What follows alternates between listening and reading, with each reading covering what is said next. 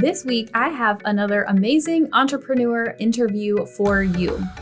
I talked with Kyle King, who is the founder and CEO of The Writer's Game, which helps entrepreneurs and high-level executives write, publish, and market books so that they can build their brand, build their confidence, and grow their business. I wanted to interview Kyle because I want you to get a behind-the-scenes view of someone who has created multiple income streams, who uses the income they generate to invest in alignment with their values, and who's transitioned out of the day-to-day stuff in their business.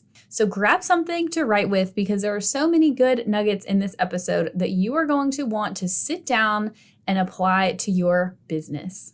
What's up, y'all? Welcome back to this week's episode of the Profit and Prosper podcast. I've got Kyle King here, and I'm so excited for this episode because I know before we even record this that Kyle's going to drop some truth bombs on us and some really good insights. So Kyle, thank you so much for being here.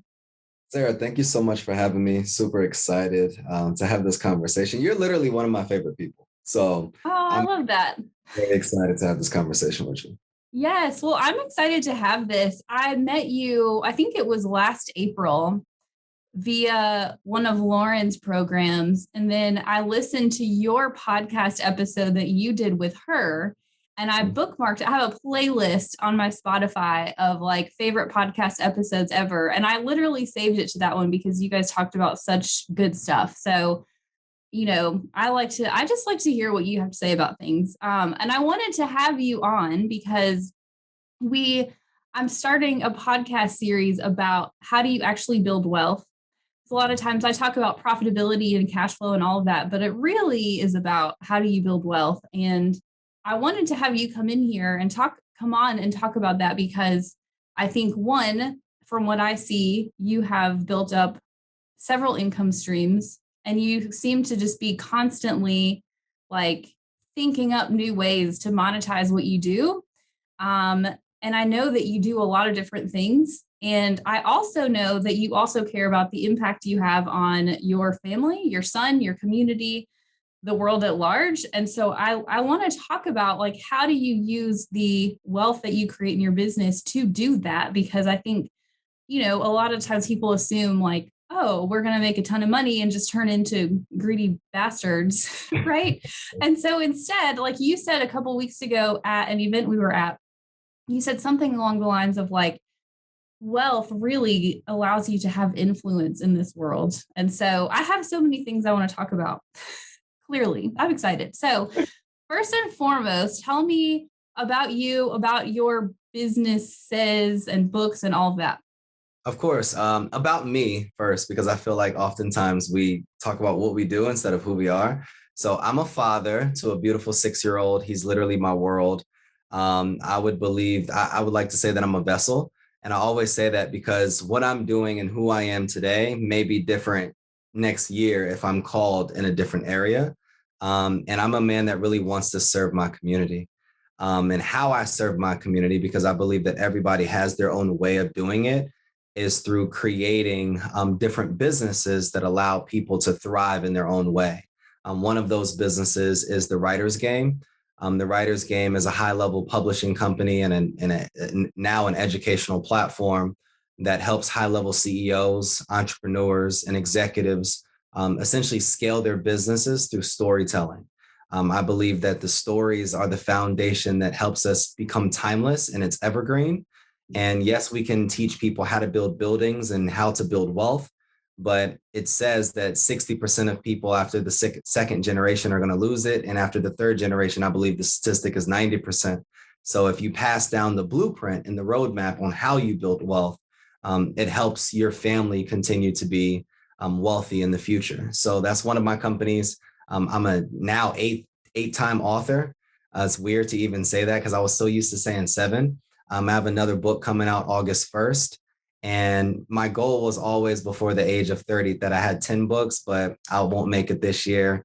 On November 29th, I'll be launching my 9th book for my day before my son's birthday. So if you're listening to this in the fall of this year, then I'll be a 9-time author. And all of my books, and I know we're talking about wealth, all of my books have allowed me to create another stream of revenue, because it's not just the book. And I know we're probably going to get into this a little bit later, but it's not just the book. And I'm gonna put a pin on that, and we'll talk about how I've been able to leverage those later. And then now I'm building the Maryland project. I don't know if Sarah even knows this, but I'm getting ready to acquire 10 acres of land in Montgomery County in south of Greensboro, North Carolina.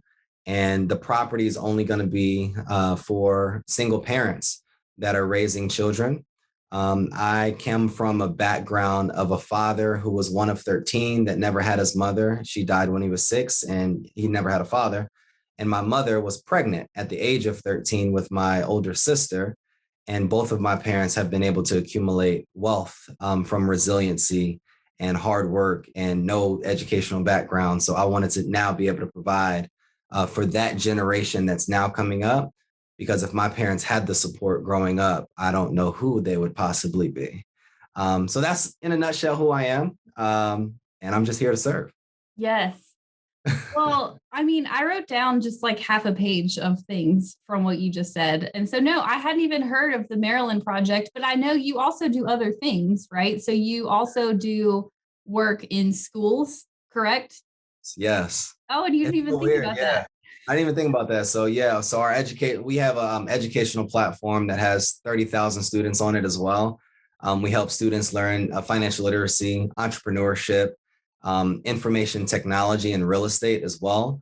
I believe those are the pillars to our world, that we have to understand technology. We have to understand how real estate works. We have to be financially literate, and everybody should be an entrepreneur. That doesn't mean that you're owning the business or running it, but I believe that everybody should have some type of entrepreneurial passions and endeavors. And then we build curriculums for schools. We do a lot of different things, but I guess my passion projects are definitely the Writers Game and the Maryland Project. Yes. Well, and that was really what I wanted to talk about, is because there's the statistic a lot of us have heard is that millionaires have 7 income streams on average, right? And so I think there's this like chicken and the egg of, are you a millionaire because you have 7 income streams, or do you have 7 income streams because you're a millionaire? And really, it's you start with one and you build that up, and then you take a piece of that cash flow and plow it into another one. And then you've got 2, and then you have 2 streams of cash flow, and then you just keep going, right? Of course. So, what was your first income stream that you had? That's a great question. It was earned income, right? And what that means is that essentially money that you're getting for time that you spend or something that you're doing. So I had a job. And a lot of people, any 9 to 5er, please don't leave your job, because it's the worst mistake that I made.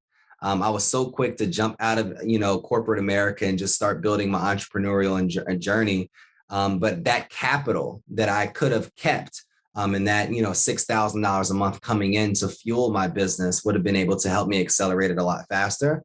So at the beginning, I had a job. I was working at Johnson and Johnson.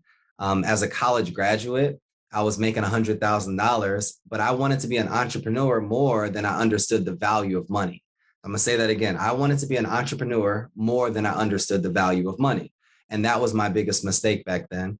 And that led me to getting fired from that job, because I wanted to be more of an entrepreneur and wasn't delivering in that job. And after that, I was left with no sources of income. And then 30 days later, I focused in on being an entrepreneur, writing this book, launching this book, and I generated $20,000 in 30 days from that book. So a lot of people, I think that earned income was my first revenue stream, hands Yes. down. And then the next one was the book. No, dividend income was next, because I always had stock portfolio. Yep. I was still making money from my stocks. And then rental income was third. So like, and hopefully you guys are writing this down, right? So earned income, my job. When I lost that, I still had stocks and stock shares and everything. After that, then rental income was third for me. And not just renting homes or your cars, you could also rent out clothes. You can rent out your time as well. All right. So I was renting out time to being able to do other things. And then the books came after that. Yeah. So when you say you were renting out time, what do you mean? I think oftentimes when we think about rental income, we only think about like renting your house or renting a room in your house or renting your garage or renting like specific assets. What I mean by renting my time is that you can get paid based upon your skill set and your talent. So if I can come in and I can teach you how to do something and I get paid for a speaking engagement, I've now rented my time out and you've paid me for that, essentially, for that service in a sense. However, what I've learned as an entrepreneur is how to multiply my time so that I no longer have to be anywhere and now I can be everywhere. And you're still getting the same content and the same level of value, but now I can be in 10 places at once. And I turn that into royalty income. And that's like my major source of income now. So that's called leverage, right? For people listening. And so I think that, to your point, a lot of us quit our jobs because we really can't wait to start running a business. But most business owners, and I mean, still to me, to an extent, if we stop working, we stop making money, right? And so I think the shift that happens to going from working in the business all the time to really being a business owner and having wealth, which I would define ultimately as time freedom, right?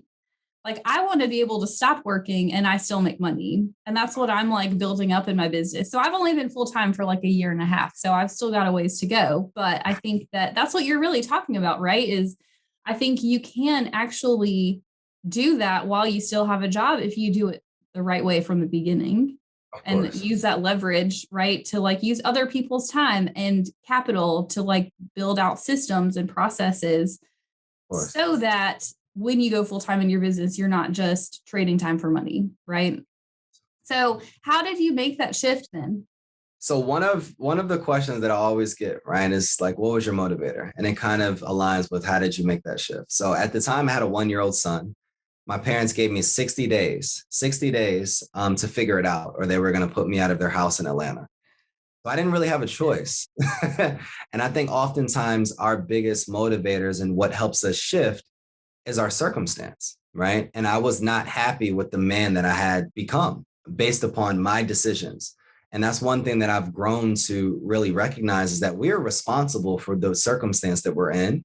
We're responsible in the places that we're in. And if I take responsibility and hold myself accountable, I had to make a shift. So it was interesting because later in that day when I got fired, I ran into my pastor at the time. He was literally at the gym. It was crazy. I didn't even know he lived around where my parents lived. And then later in that day, to a now really good friend of mine, David Shands. And it was so crazy. And his statement to me, both of their statements were the same: just do it. Like, stop fearing whatever the outcome would be. Just do it and follow the process.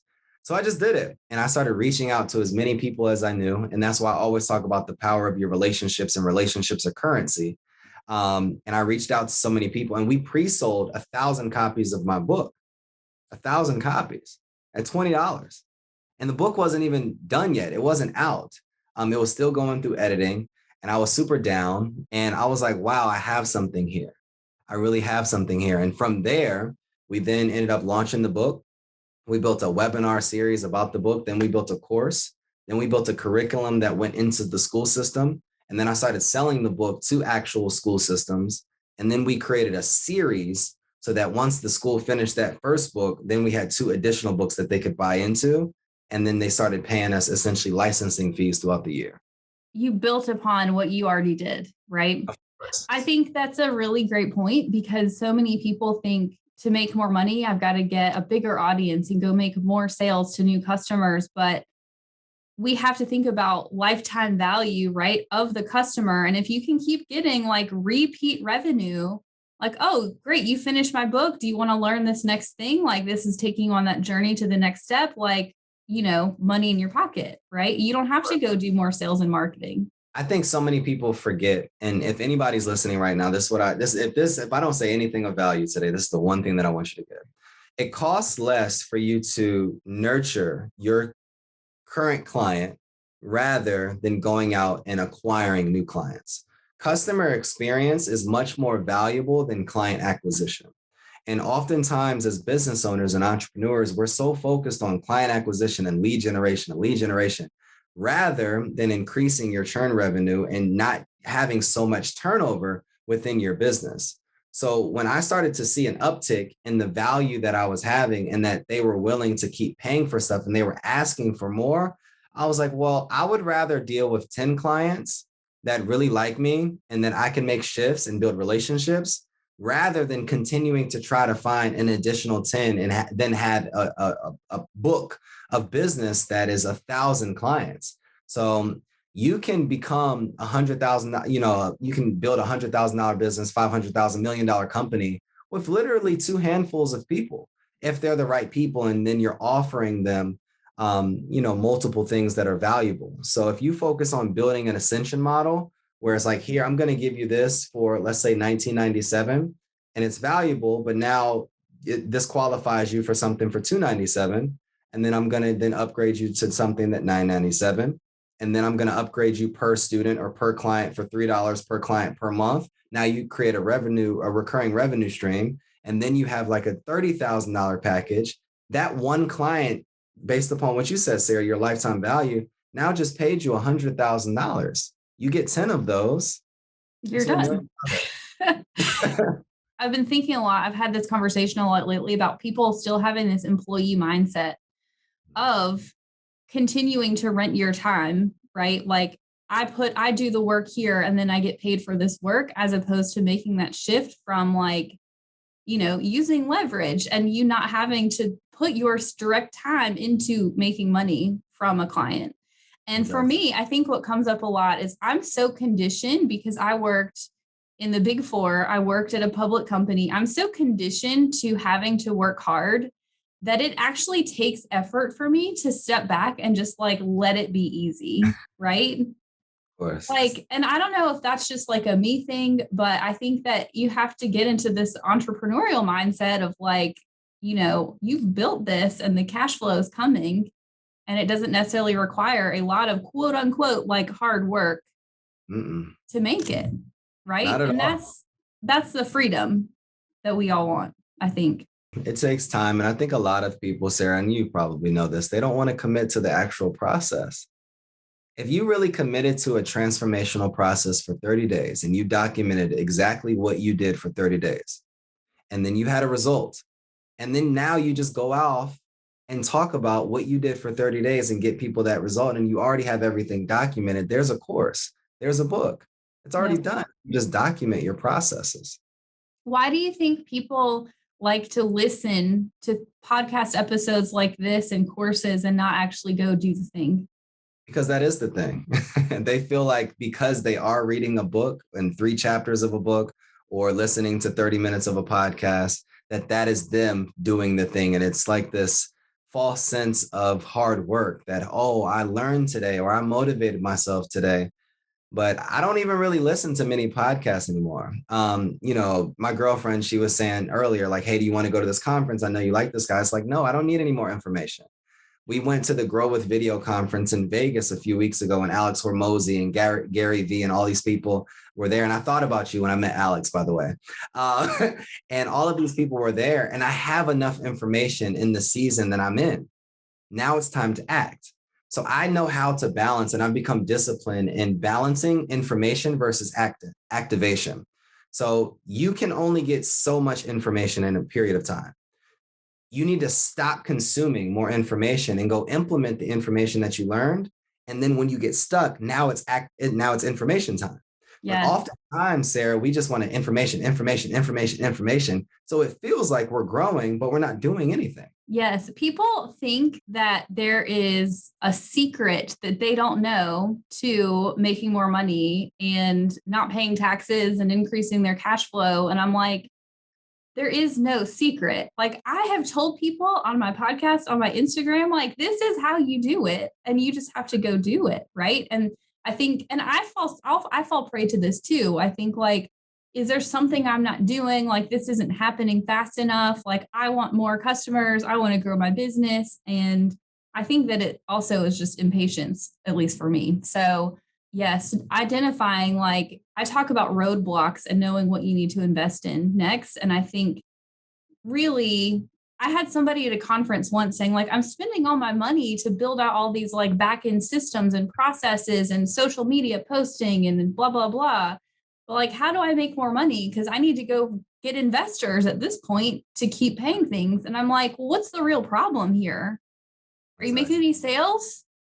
Exactly. No, you have to go actually do the thing. So yes, that was like totally off topic. I didn't want to even No, like go it's down. valuable though. Like your problems that you think are problems really aren't. They're just distractions. And Yes. oftentimes, and as we grow, a mentor taught me this. He says, as you grow, your distractions are disguised in opportunities.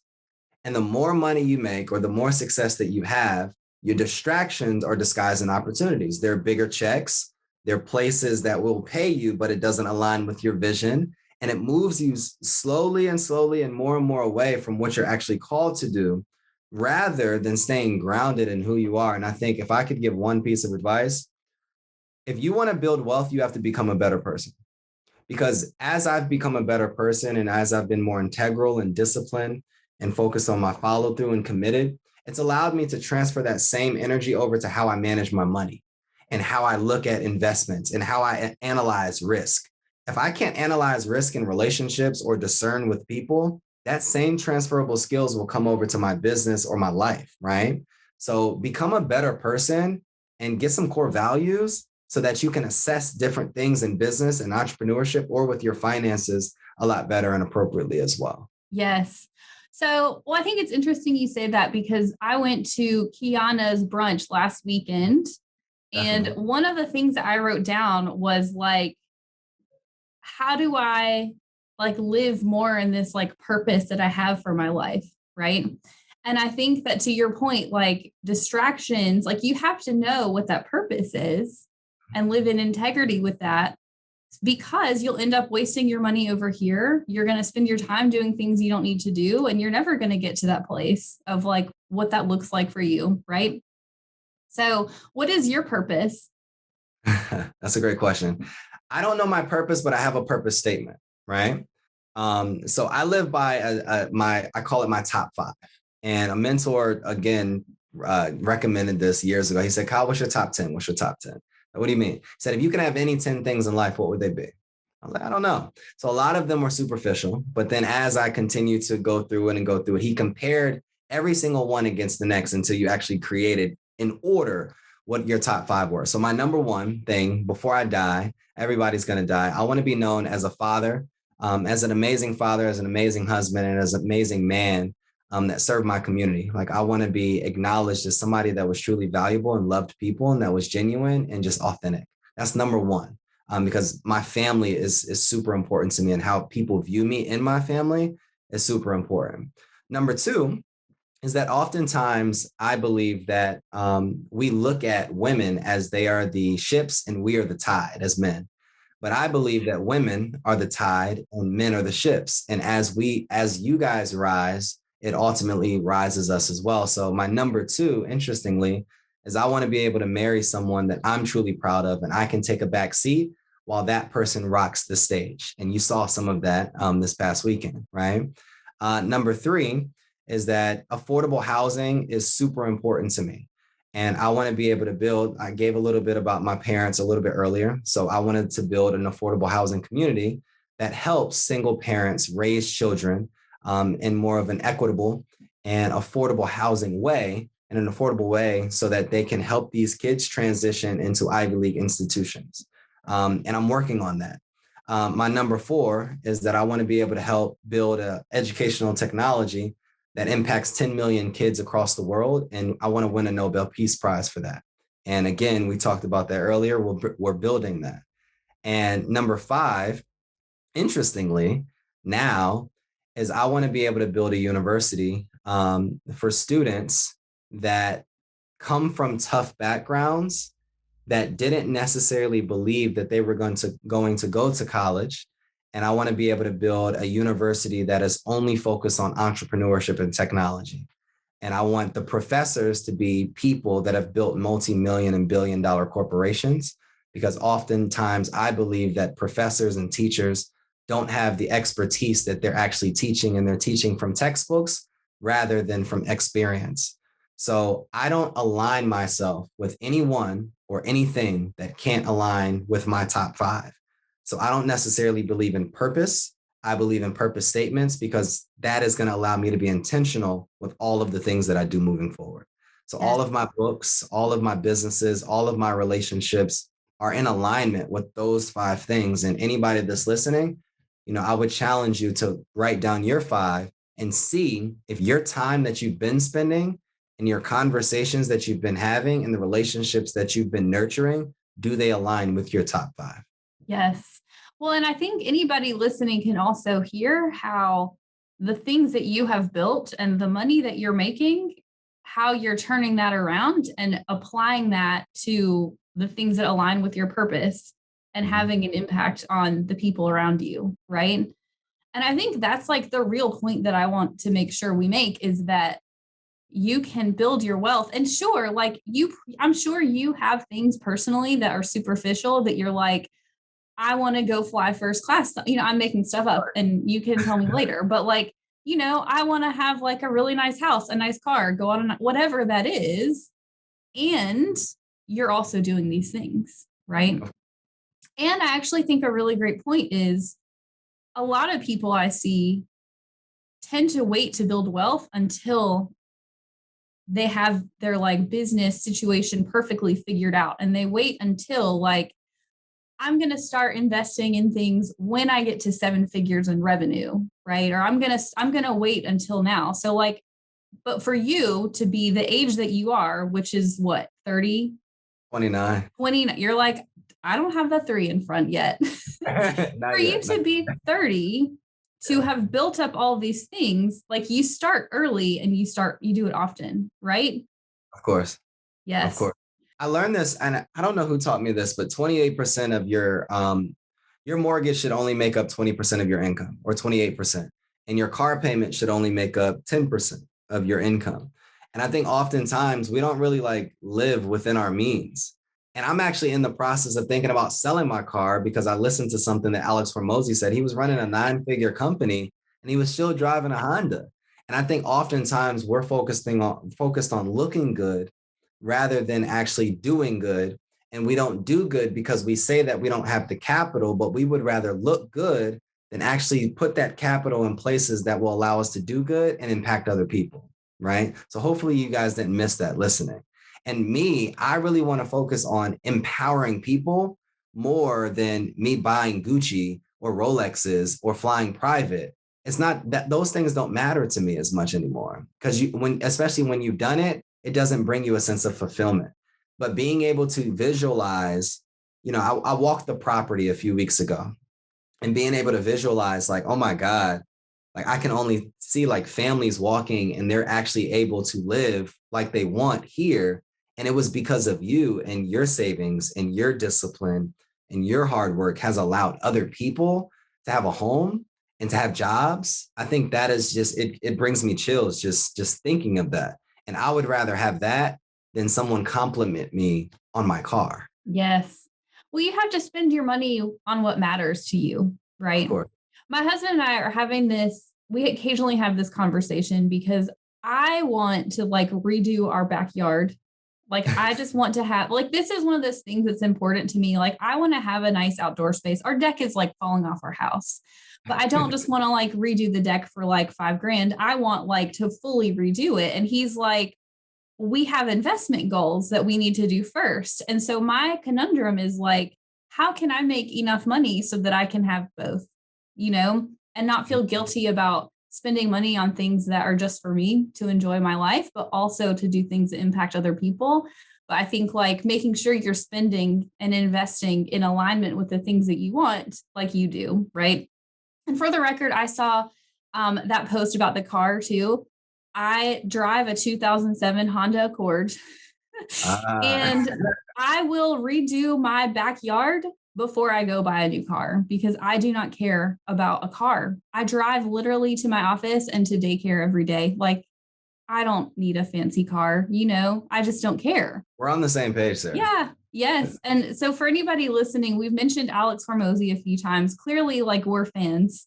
So go follow him on Instagram. He has this really interesting business model where he is an investor coach for multi-million dollar businesses. And he's like, my clients are $3 million businesses and up. So I'm going to give you all of this really amazing free information that he learned from building multiple multi 7-figure or more 8-figure businesses totally for free. Like this is stuff you could get in courses out there for like thousands and thousands of dollars. And he just does it for free because he wants you to get to a point where he can invest in your business and make money off of you. Right. So I wrote down something you said early on, and I want to talk about that. And that is this idea of generational wealth. I think the statistic, I don't remember, I've read the same one where it's like, I can pass down money to my kids, right? Well, I have one, so I'll say singular kid. I can give him money, but if I don't teach him the skills of how to be an entrepreneur or how to manage that money to build his own wealth from it, then he is likely not going to have as much to pass on to the next generation, right? So, as a father, how do you teach your son, you said he's 6, right? He'll be 7 in November. Yes. So, like from an early age, and I asked you this a few weeks ago too. I have a 2-year-old. I'm like, how do you teach them? Like, what things are you teaching him so that he can learn how to do this, so that you can hand him this legacy that you leave, right? Potentially, and he can run with it and also build his own. There's 2 things that I'm teaching Carter right now that he doesn't know have to do with financial literacy. Number 1 is opportunity costs, and number 2 is delayed gratification. So we go to Frankie's probably every week. So we go there every week, and I tell him every single time we go, you get $50. You get $50. And so he's now figuring out like, all right, I want to go to this place because they have points. I'm not just going to buy candy. I'm not going to try to get the bear and I never get it because it's like no one ever wins the bears anywhere. But now he's strategically thinking about where can you go and play your points because he wants a toy at the end and he wants to go trade in the points for the toy. But now, as he's gotten older, it's very interesting because now he's going only to the games he knows he can win. And now he's going to the games where he gets the highest amount of points. But then he goes in and he used to spend all of the points. How many points do I have, Dad? Okay, you have 2,000. All right, I'm going and spending all the points. But now he's like, okay, I'm going to get one toy today and I'm going to keep the points so that we can save them so I can go get that big thing up there. So now on that same card that we have, he probably has like 20,000 points. And the first thing that I would teach him, and anybody that wants to teach their child, is every single time that you give them money, it's not all to be spent. And if I would have learned this early, it's not all to be spent. It doesn't all need to be going somewhere. And you wait and you wait and you play the long game. The second thing, or the first thing that I said, is opportunity cost. If we choose to do this, Carter, we're not doing this. It's not that Dad has resources and we can do all of these different things, but it's what do you really value more right now? Do you want to go to Frankie's? Do you want to go to the trampoline park? Or do you want to go to Ninja Nation? Okay, well, this place is this amount. This place is this amount. This place is this amount. You have $100 today that you can spend anywhere, anything that you want to do. Okay, Dad. All right, well, can I only get $20? And he's like trying to negotiate with me. Can I only get $20? And let's do ice cream and Ninja Nation, and then I'll keep the 80. So then he puts the rest of the money, and we bought this little ATM machine for his room. So then he puts the money in here, and now he has like $600 in his little ATM machine because now he wants to buy more games. So now when he goes and does different things. So the 2 things are opportunity costs and weighing opportunities and everything that you do, and then delayed gratification. They're so smart, aren't they? Definitely. Like it's so interesting. I mean, obviously my 2-year-old he doesn't understand any of this, but I'm like really excited to teach him because I mean, I don't know if this was your experience, but I grew up and we didn't talk about money. No. My parents certainly taught me a few things like what is a mortgage, right? But we didn't talk about the skills of saving or investing, or it was very taboo to even talk about like, what do you do? Like, what do you make for a living? Like, we just don't talk about it. And I think that it's still something that since it's been ingrained in me, like doing what I do, I'm trying to be more comfortable with like sharing these things out loud because I grew up that way. So I think that it's really important to, talk about these things with your children, even if like I don't want to force him to be an entrepreneur, right? Mhm. But I do see these kids in our neighborhood who do the lemonade stands all the time. And I'm like, that is just like, I'm going to teach my kid, like, you can make so much more money than running like no lemonade stands allowed. Nobody wants lemonade, right? No. Or you can make the lemonade and then sell it to the lemonade stand. Oh, smart. There Yes. it is. No. So I love that. And I think that, yeah, I mean, thinking about generational wealth, like I personally will not have an inheritance that I get because my family, we just didn't like, they don't have wealth to pass on. But I very much like it's important to me that we all want the best for our kids, right? We set them up in that way and leave that legacy for them. But I think even more importantly than leaving the money is like teaching them the skill sets that, you've talked about. So I think that is amazing. The last thing I want to talk about, I want to ask you is back to that question of influence. And so you said this to me a few weeks ago. You said that really like money is influence. So tell me, what do you mean by that? So money doesn't buy you happiness. That is true, but it will buy you freedom, choice, and influence. And I believe that 100%. And why I believe that is because every decision that we have oftentimes is influenced by the money that we either have or we don't have. The cars that we drive, the interest rates that we're given, the houses that we live in, the neighborhoods that we go to, how we travel, the resorts that we travel to or choose not to travel to, all of these different things, the schools that we send our kids to, or the district that we have to live in, and then the schools that are in that district, everything's involving money. The restaurants that we have access to, the food that we have access to, everything, right? However, let's not just look at those materialistic things or superficial things, right? Let's look at it from this perspective. You cannot impact people in the way that you want to impact people without capital. I can't say that I want to shift the educational system and I want to go in and do this if I don't have the capital to actually build one and then hire the right educators to do a case study on what needs to actually happen. I can't influence political decisions if I have no capital. I can't do or help with zoning or laws to be changed or some type of influence. And I believe that it comes from capital, 100%. And why I believe that is because it's like I was making money, $100,000 here and there, right, at the beginning of my career, and I'm grateful for that. Let me not say that's like a little bit of money, but I can't go out and take 10 kids to a Panthers game and then go to the back and then meet. Like I can't create the experiences that I want to create in my head because those things take capital. They do. I can't build an educational enrichment center from ground up exactly how I want it because I know this is going to benefit these children without capital.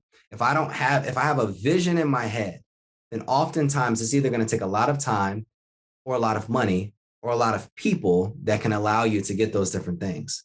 And a friend of mine, a mentor now, Marty McCarthy, he's a educational guru. He's built like 15 schools here in the Charlotte area. Somebody that I highly respect and admire. I asked him, I was like, Marty, what is it going to take for me to get connected to some of your contacts? He said, it depends on how much you're willing to spend. At that moment, I said, okay, well, what's a range? He said, well, to get in some of these rooms, it's this cost. To get in some of these rooms with Hugh McCall or these types of people, it's this cost. And it's not necessarily about getting in the room. It's about keeping other people out of the room. Because some of the highest level conversations are not marketed on Instagram and are not at conference centers, or you can't pay essentially by way of a ticket to get into these rooms. It's about relationship, right? So that's just my perspective. It's not like a fully fleshed out idea, but I believe that the influence that I want to make is going to take capital. It's going to take me, $10 million to build this affordable housing community. There's a cost to impacting people. Like I think Yes. about a lot of grassroots organizations here in Charlotte and around the country that have amazing ideas, amazing, and they have amazing models. They have even publicity that support those ideas and media campaigns, but they don't have capital and they don't have revenue. so that they can't put a dent in these specific areas or challenge specific people if they don't have capital. So instead of me having to go to the bank and having to be a slave to the interest rate and a slave to what the bank has to give me, or have to go out here and have this GoFundMe approach and asking everybody for capital to do the things that I believe that I was destined to do, I would rather just make a whole bunch of money and then take percentage of that money and give it to the places that I would rather give it, so that I can choose and have freedom to do with it the way that I believe that I can. I think right now, so it's June, early June as we're recording this. And I think that, this example of like, we've had all these mass shootings lately, and you can see clearly the influence of money on politicians, right? Because like the gun lobby, is it the biggest lobby Yes. that we have? Yes. The gun lobby gives so much money to these politicians who have the power to influence laws, right? And so like this is a really great example of like money creates influence in this, in my opinion, not for good over here. Like in my family, we have gun owners in our family. I know how to shoot a gun, but I still think this is like a bad influence. And so on the flip side, what if we have, this is my like purpose, I think, or my purpose statement that's not fully fleshed out, but like, how can we have more business owners who are quote unquote like normal people who aren't these like people traditionally in power? Like, how can we get more of us with more money so that we can like begin to compete with the gun lobbies of the world, right? Like that's real influence. And I think that I work with a lot of women, as you know. I have so many women who say to me, I'm not in my business to really make a ton of money. Have you ever heard that? Yes. And interestingly, I had a mentor check me on that. This was probably a year and a half ago. I said the same exact thing, Sarah. I said, I'm not in the business to make money. I'm What? here to help people. And since that conversation, we've like 15x our revenue, because she was like, yes, you are. And then she had this conversation with me about like, what do you really, she asked me, what do you really want to accomplish in life, Kyle? And then I talked about my top 5 and I talked about all these things. She said, you think that stuff, you can pay for that Free. from Impact? She said, do you think Impact, you can take Impact to the bank and get a loan from the bank from Impact? No, it takes income. It takes revenue. It takes years of experience. It takes all these things. So it changed my whole perspective. Yes. Whole perspective. And now, yes, you can still empower people. But if you look at some of these schools that are being built or communities that are being built or these apartment complexes, all of these different things that are housing people, they have money to do it. And just think about all of the different things that you do that you could do if you had a little bit more capital. Think about the experiences. Like my parents were amazing. They took us to great places that I thought were great, growing up. But I have so much more now, and I can take Carter everywhere. Like we're going to Europe this summer, and we're going, and just because we can. And I want to be able to create experiences within his life that he'll never forget. And I want to increase the bar. And if every single one of my friends, he's a relationship coach, him and his wife, they're marriage coaches. And he said, I want to compete in love every single day. And I want to see who can love each other better and who can love each other more. I believe it's the same in our finances and in our business, like, and in our families. Like, I want to be better than my dad because my dad was absolutely amazing. He set the foundation for me, but how can I be better than him? And then my son, how can he be better than me? And then if we're just trying to be better than the generation before us and then move the generation after us forward, then we'll continue to increase and we'll never lose any momentum. But I think we get stagnant, we get complacent, and we become okay with where we are. I'm not. I celebrate my wins, but I'll never sit within my wins. Yes. Well, I'm glad that you said that you say that too, that you said that to yourself a while ago. And I think I know that many of you listening tell this to yourself all the time. I think that it's sort of like a fear response of like, to me, it is. I think for a lot of women, it is. It's like this idea of actually like being successful and being wealthy is actually scary. And so we tell ourselves like, well, I just want to help people, right? Because that's safe.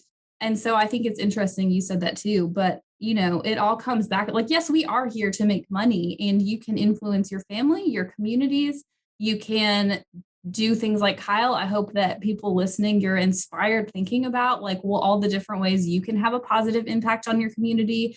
You're creating jobs. Like for me, I stop and think like I have 4 people on my team. Plus, I'm the primary breadwinner right now for my family. Like that's amazing, right? Yeah. The fact that I'm able to support not just me, but also 4 other people, like that is just unreal, right? Like think about that influence, and you can only do that if your business makes money. So, okay, what is next for Kyle?